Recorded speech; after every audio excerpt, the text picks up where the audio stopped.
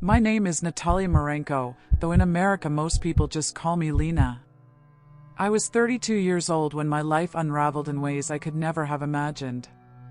Before everything changed, I was an architect back in Ukraine, someone who loved designing homes that were filled with light, structure, and hope. I believed if you build strong enough foundations, nothing could collapse. I learned later that even the strongest walls can fall, and the only true foundation is not made of brick or stone at all. When the war came, I thought at first it would be temporary, like a dark storm passing over our city. My husband, Maxim, assured me it would not last long. Just a few weeks, Lena, he told me, holding our daughter Jana in his arms. We'll endure it, and then life will return. But weeks became months, and months became chaos. Bombs fell like rain, streets turned into ruins, and families scattered like birds fleeing fire. I left Ukraine with our little girl, boarding trains so packed that mothers clutched strangers' arms just to keep from losing their children. Maxim stayed behind. He said he had to fight, that it was his duty. The last time I saw him, he kissed my forehead and whispered, "Take Jana to safety. I'll find you when this is over." I clung to those words as if they were carved into stone, but deep inside I feared I would never hear his voice again. We eventually reached the United States, welcomed by a church in Ohio that opened their doors to us. They gave us food, a place to stay, and more kindness than I knew how to accept. And yet, even surrounded by generosity, my soul carried a heaviness that would not lift. Every night I heard the echoes of sirens and the screams of children that were no longer near me. Every morning I checked my phone, desperate for messages from Maxim, terrified of silence. One evening, as Jana slept peacefully beside me in our small rented room, my chest tightened. At first I thought it was just stress, the kind that comes when your body is worn down from too much fear. But the pain grew sharper, spreading down my arm and up my neck. My breath turned shallow. I tried to call out, but the world tilted and darkened around me. The last sound I heard was my daughter whispering in her sleep, "Mama." And then stillness. At first, I thought I was dreaming. I felt myself floating upward, as if I had become weightless.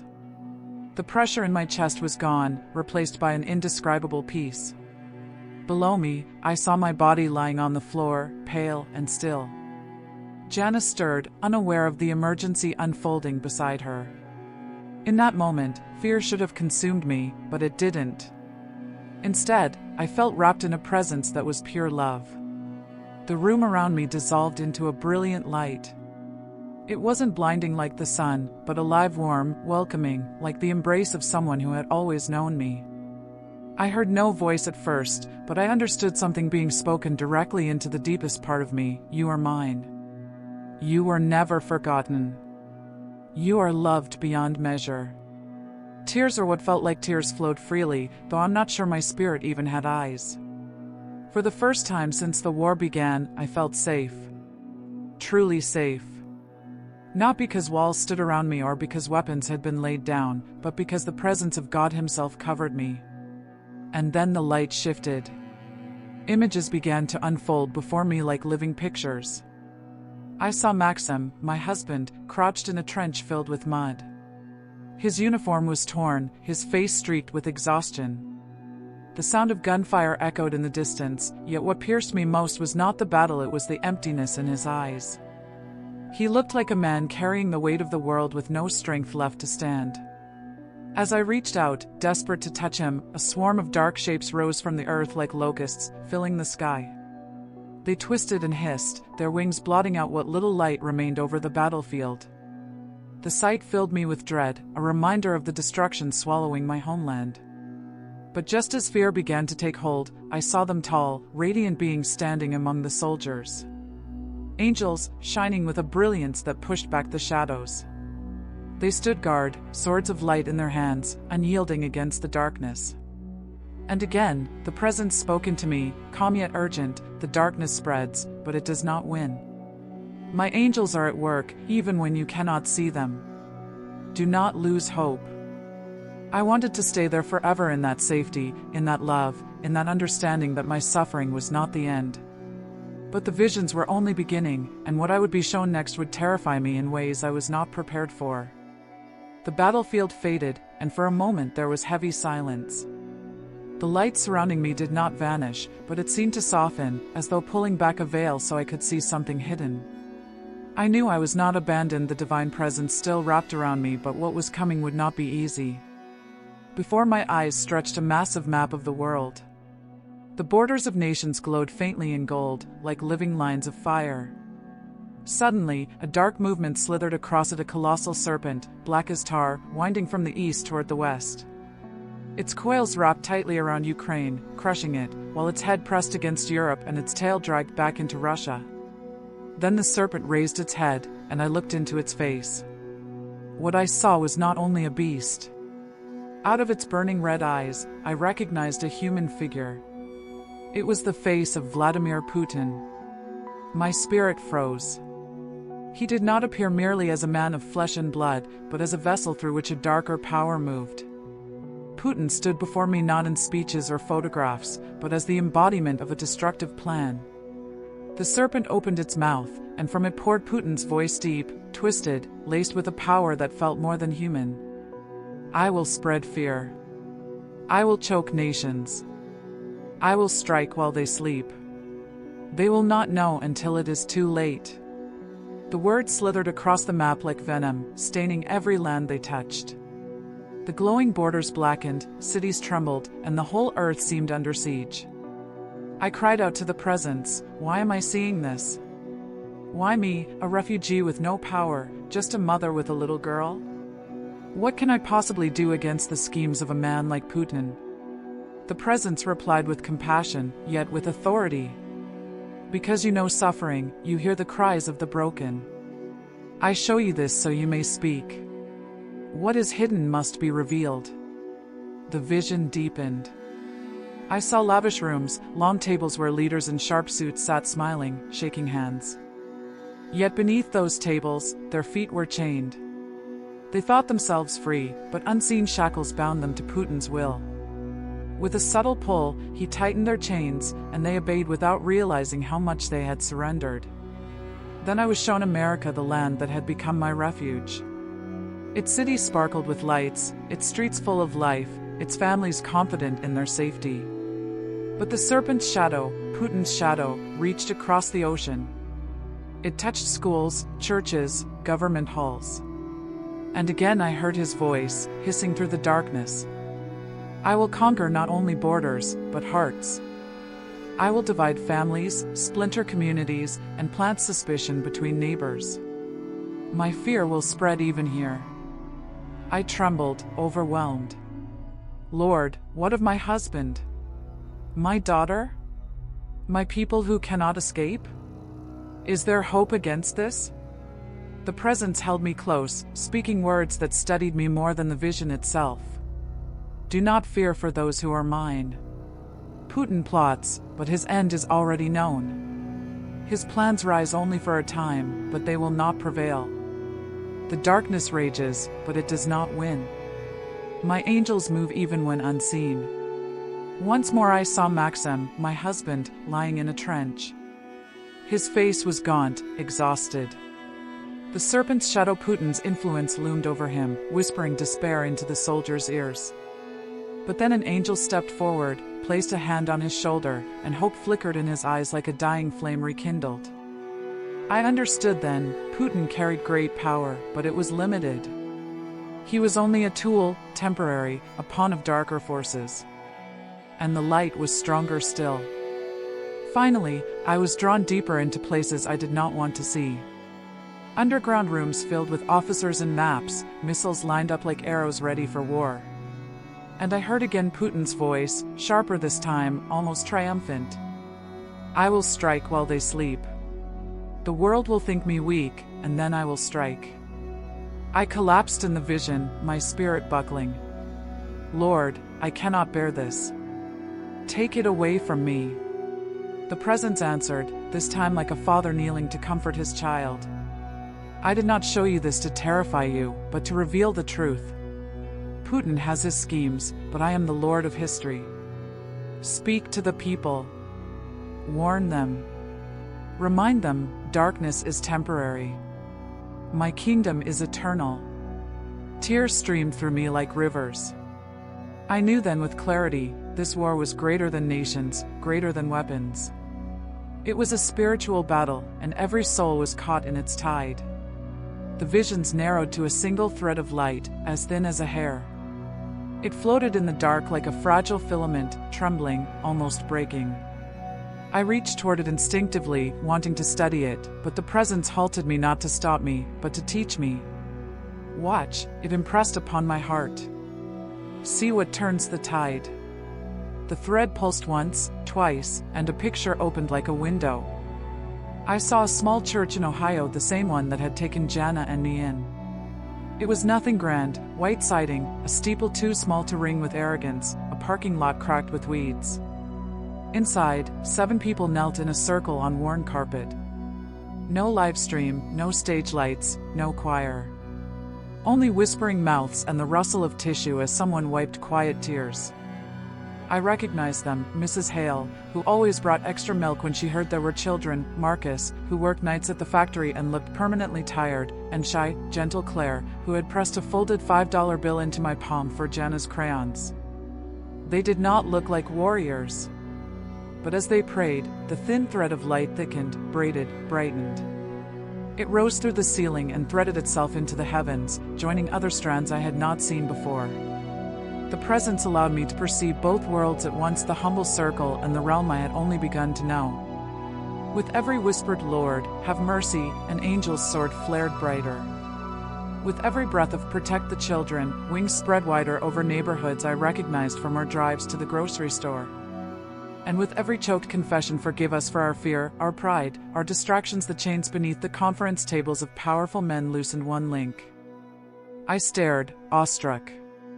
"It's real," I breathed. "Their prayers actually move things." "Of course they do," the presence answered, almost amused, more loving than laughter. "Love spoken to me never returns empty." The vision widened. I saw other places. A nurse on a night shift in Chicago, leaning her forehead against the break room window for 30 seconds and whispering a name she dared not say out loud in a hospital where faith was considered impolite. The light that left her mouth curled down a hallway like breath in winter, settling on a dying man's chest. He slept. His heart steadied. I saw a migrant couple in Texas, both sunburned and exhausted, passing a paper cup of water between them and thanking God for more than we deserve. The waters of gratitude became a small river running through a parched town, and children who would never meet them laughed the next day with an ease that had not existed before. I saw an old man on a porch in rural Georgia, a Bible open on his lap. He read aloud to the empty yard, not because anyone listened, but because the words felt truer when his lips formed them. The syllables lifted from the page like birds and nested in the rafters of a church that had not yet been built. Then I was shown what happens when unity cracks. A congregation arguing over the color of new carpeting, no malice, just stubbornness. The serpent's shadow slid in at ankle level, almost unnoticed. The song of the room changed pitch, the angels there dimmed as if a cloud had passed over the sun. Division will be his weapon, I remembered the whisper, and now I understood it in my bones. "Lord," I asked, "what, then, is our weapon?" The answer was not thunder. It was a single word spoken like oil poured over a wound: unity. Not the kind the world demands agreement at all costs, a dead peace bought with silence, but the kind that bleeds and keeps choosing love anyway. The kind that forgives across pews and kitchen tables and state lines. The kind that can say, "I don't understand you, but I will carry you," and mean it. "Even me?" I asked. "Even if I am angry? Even if I wake at 3:17 a.m. and hate the dark for reminding me of basements and sirens and running?" "Especially you," the presence answered. "You know what fear tastes like. You know the weight of loss. Your yes will cost you, and that is why it will be powerful." A scene flickered, the fellowship hall of our little church, an evening when volunteers sorted donated coats. I had been there. I remembered the fluorescent lights, the smell of coffee, the way Jana tried on a purple parka 2 sizes too big and twirled in it like it was silk.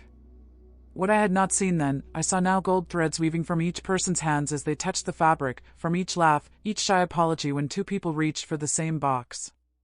The room hummed with a low music I hadn't known I was hearing. But the serpent is cunning. Another scene rose like smoke, a social media post, careless and sharp, dropped into the middle of a weekday.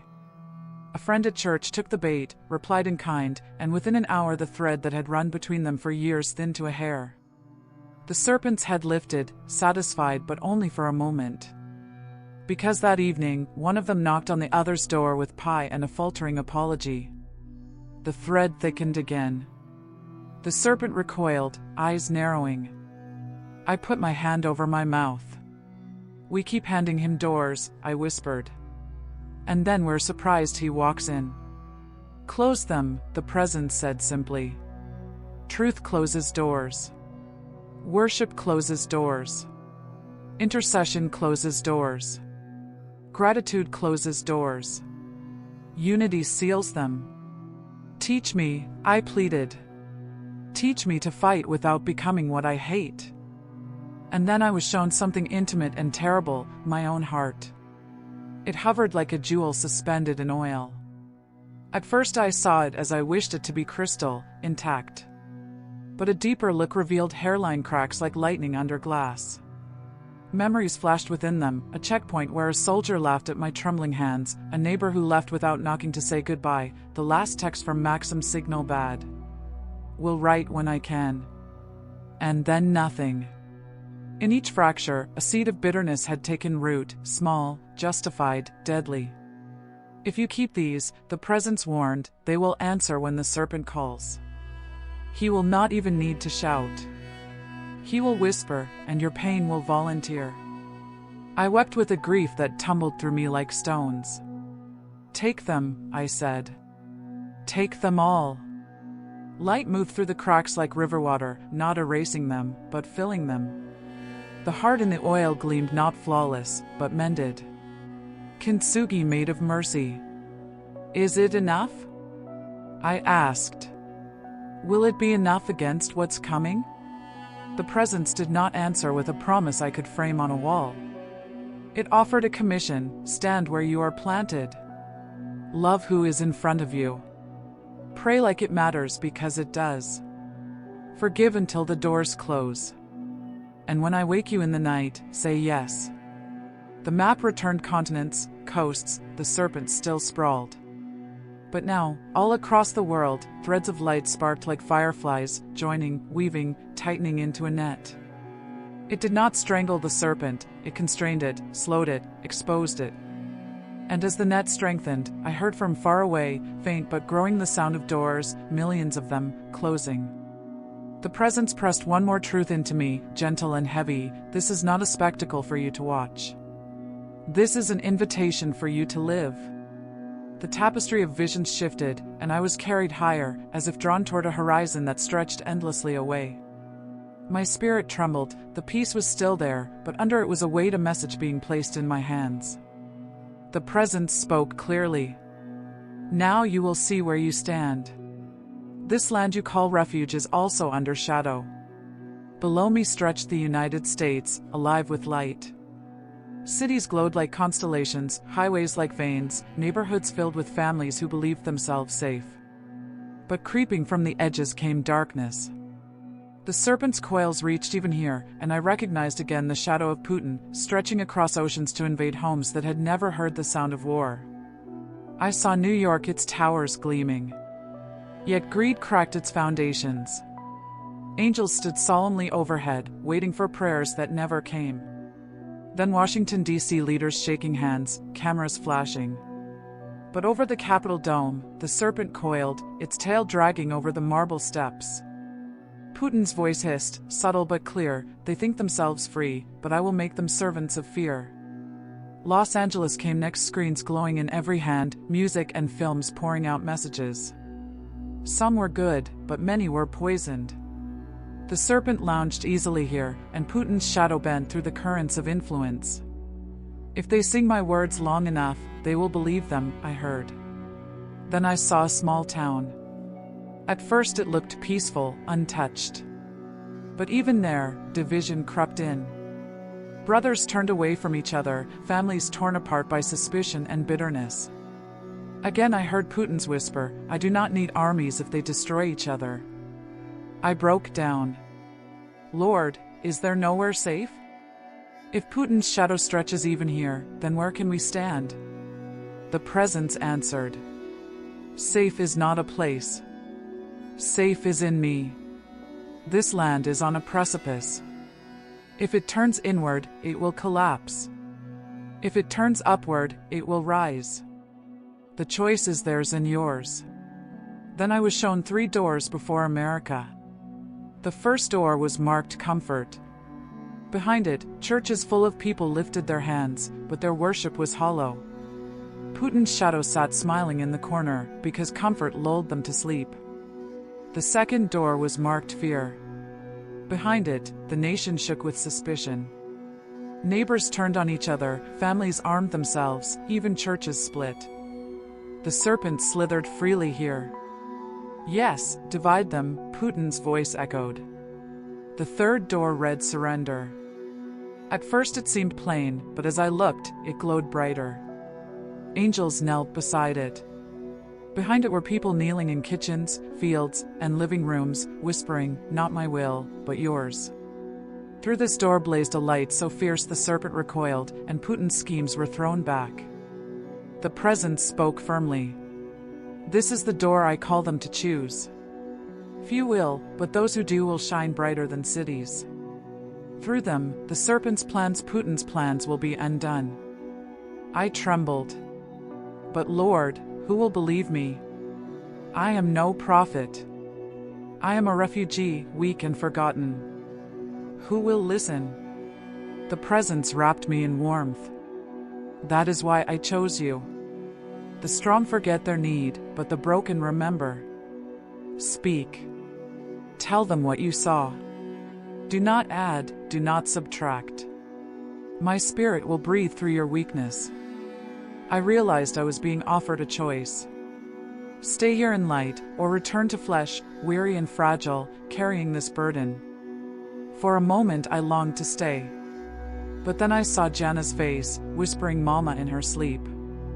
I saw Maxim still fighting, still waiting. And I knew. I'll go back, I whispered. The presence pressed words into me like fire. The serpent is loud, but not final. Putin's voice will roar, but my word will endure. Go, and do not be afraid. The light flared, swallowing all, and I fell, rushing back into pain, into breath, into the sound of machines. I opened my eyes to hospital lights flickering above me. My lungs gasped for air. Pain tore through my chest. Wires clung to my skin. Beside me, Jana cried out, "Mama," and clutched my hand with a grip stronger than life. "You're back," a nurse whispered, relief in her voice. I wanted to tell her everything, the serpent, the map, the angels, Putin's voice. But my tongue was heavy. All I could breathe was one word, Jesus. The hours blurred. Doctors spoke of cardiac arrest, of stress, of recovery. They could explain the heart, but not the visions. They could mend the body, but not interpret the weight on my soul. That night, as Jana slept in the chair beside me, I stared at the ceiling and wept. I had been given a commission I could not ignore. The presence's words thundered within, "Stand where you are planted. Pray like it matters. Forgive until the doors close." At first I resisted. Who would believe a refugee with broken English, no stage, no title? But then I remembered the net of prayer across the world, the doors, the light that even Putin could not extinguish. It wasn't about power. It was about obedience. So I began with Jana. I told her Jesus is real, angels guard us, and even in war his light never leaves. She clutched her rabbit and whispered, "Then we're not alone." I told the women at church. They listened, some skeptical, some weeping. One whispered, "I've dreamed of a serpent too." We weren't mad. We were witnesses to the same battle. I spoke in living rooms, then sanctuaries. I told them the truth. I saw Putin's face in the serpent, I heard his plans in the shadows. His schemes are not only about land or borders, but about hearts, division, and fear. And I told them the greater truth, that his plans are limited, temporary, and doomed before the throne of God. Yes, Putin has his shadow. But Jesus has his kingdom. And his kingdom will not be shaken. Now I rise each day, not as an architect building houses, but as a witness laying foundations of truth. I am not a prophet, not a saint. I am just a woman who died and was told to speak. And so I speak. Because what I saw is not only for me, it is for you. For every heart caught between comfort, fear, and surrender. The doors still stand open. The choice is still ours. And the time to choose is now.